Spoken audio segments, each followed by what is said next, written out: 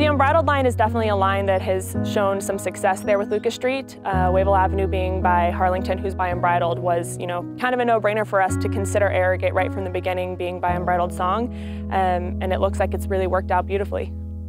We're kind of lucky with a mare like Lucas Street, who's produced a Breeders' Cup winner. You have kind of unlimited options every year, and that makes it fun for us to really be able to sit down and find the right stallion for her, and Arrogate just ticked all the boxes.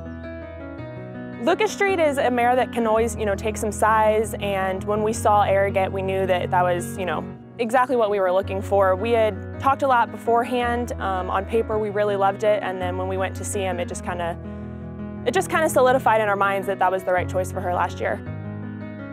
When we went to lay out Arrogate's first book, variety was very important to us. Horses that went short, horses that went long, horses that did it every way you can think of. But to us, the ingredient we pushed on the most was speed.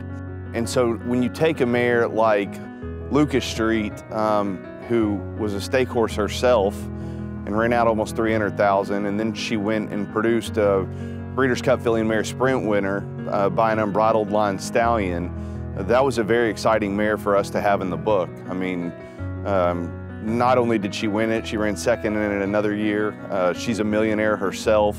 She ran a triple-digit buyer multiple times, and those are really the kind of horses that we want in the book. They ran, they produced, and there's just not many of those out there.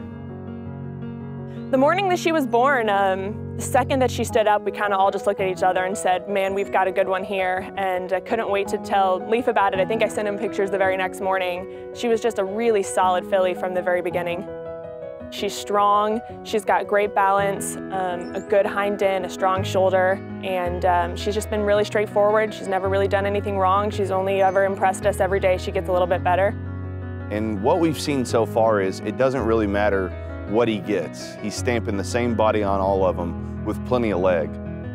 For me, this foal was just super well balanced, more than anything. I mean, it had such a great balance and really good leg. The mare's not overly big, she's not small, she's probably an average sized mare, but he gave it a little more leg than the mare's produced in the past.